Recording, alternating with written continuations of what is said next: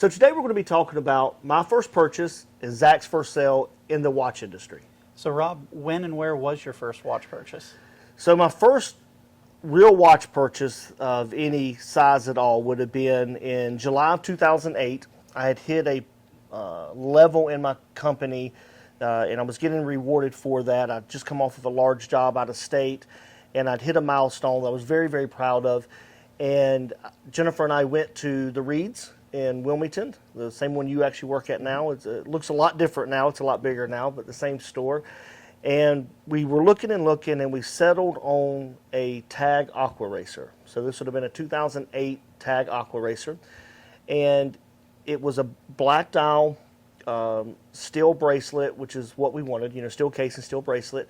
And I wanted something that I thought I could wear with pretty much anything. And it turns out over the next decade, it was. I wore that watch an awful lot. It was a 41 millimeter, had about 300, had 300 meters of water resistant. So I could wear it without worrying too much about it. If I was out fishing or if we went to the beach or something, I didn't have to worry about it getting wet and destroying the watch.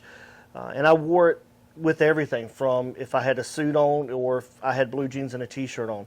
So Rob, 17 years later, would you buy it again? 17 years later. Man, that's a long time. Definitely, actually. I really still like that watch. I think it's just a classic look. I think that look will be wearable 100 years from now. I really do. That specific watch will end up going to my oldest son, and I'm proud of that. I wore it a lot during his teenage years, and he's to this day loves that watch. He constantly asks me for that watch, and it will be going to him at some point. It really will. And I'm glad to know that when he gets it, he will wear it and love it just as much as I have. It's still in great shape. It's been serviced once. Definitely needs to be serviced again. Probably the time has went by, but it's just a great watch, and I'm glad to know that he likes it so much and that he'll enjoy it as well.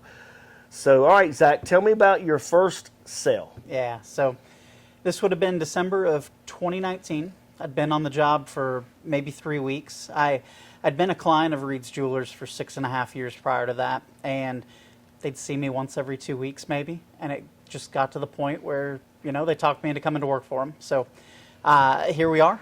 So finally did that, and, still in my early days, still, team selling with people, getting a lot of help. I mean, and I got to tell you, even though I knew everything there was to know about the watches that we had over in TAG and whatnot, I was scared to death. But I got a really, really great lady. She was very patient with me. She came in looking for a Christmas present for her youngest son, I want to say.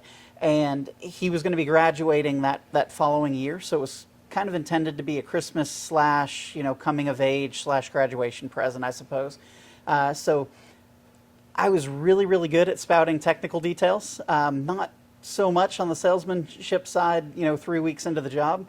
So she had a lot of patience. We looked at a lot of watches, but we finally settled on the 43 millimeter TAG Heuer Formula 1 chronograph. It was the reverse panda, so the black dial, white subdials, and it was a pretty watch. It was on a bracelet, and years later, I want to say maybe a year and a half ago, I remember them coming in and having us change the battery on it. So it was good to see that he was still enjoying it. Now, as the kind of anti-quartz watch nerd, watch purist, if you will, that I am. It did kill me that my very first solo big sale was a quartz tag, but at the same time, it did everything she needed it to. And if they had gone mechanical, A, we would have been talking about, nearly triple the money, and B, there's no guarantee you would have kept wearing it, because if it dies on you, it's a new watch to somebody who's just getting into watches. Maybe you don't go for an automatic right off the bat. So I think they made a great choice. I totally agree with you, and I think especially for someone's first real watch, I think there's an argument that mechanical may not be their best first watch, because like you said, they may see it as a headache of, oh, I got to reset this every day or whatever, right? With the quartz movement, they can just put the watch on and wear it. So sometimes you make lifelong watch lovers if that first watch is a quartz, because they fall in love with wearing a watch, and it also, they're building the the routine of putting it on. You put your wallet in your pocket, you put your phone in your pocket, you put your watch on, right? So I think that that's a positive thing a lot of times. So this many years later, how do you feel about your last sale? I want to say it was almost a week ago now, but I actually sold a 42 millimeter Hamilton khaki field on a strap. It was the auto version to producer Michael. Oh, yeah. So not the producer Michael that that we all know and love from YouTube, but the gentleman that does our editing is a producer by trade. So we have, and his name is Michael. So we have nicknamed him Producer Michael. But, absolutely. My last watch sale was to a team member of Rob and Zach.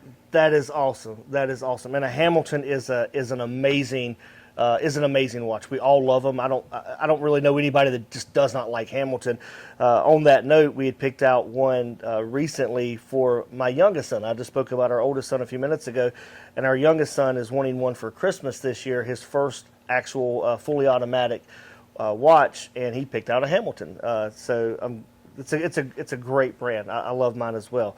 Well, that's all we have for you today. We would appreciate any comments that you might have. Please don't forget to like, subscribe, share, and we'll see you again next time. Thanks.